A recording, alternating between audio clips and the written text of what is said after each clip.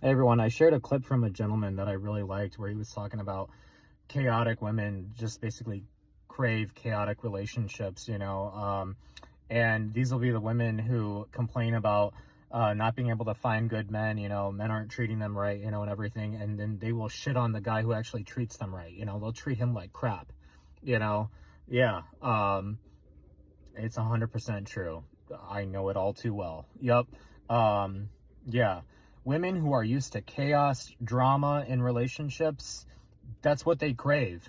And a guy who comes into their life and brings stability and peace, he's boring, he's lame, he's a loser, And if he's a good guy and not a nice guy, that good guy is going to come with boundaries and self respect, and he's not going to tolerate her chaos and drama, and she's going to have a problem with him. He's all of a sudden going to be narcissistic, controlling, you know? Yeah. So, and if he's a really good guy, he's going to leave her. He's not going to have anything to do with her. So, yeah. Um, yeah.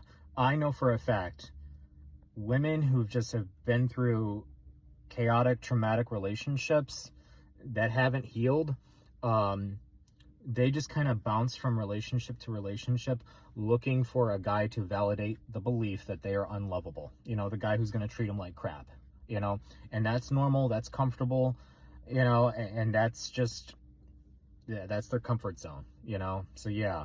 And they don't want to step outside of that comfort zone because that would require change, within themselves, and especially when it comes to selecting men.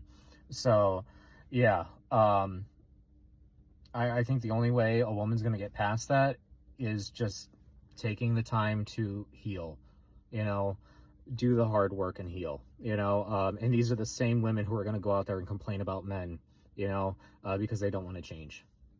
So, yeah, I'm a firm believer, as much as women want to complain about some guys, at the end of the day, you pick them, ladies.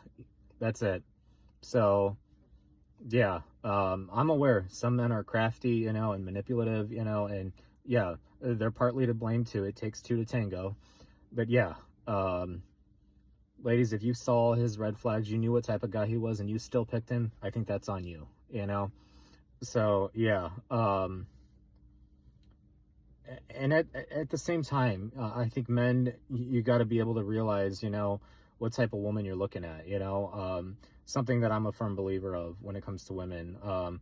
Birds of a feather flock together. Gentlemen, you like a girl and you're interested in her, look at her friend group, excuse me.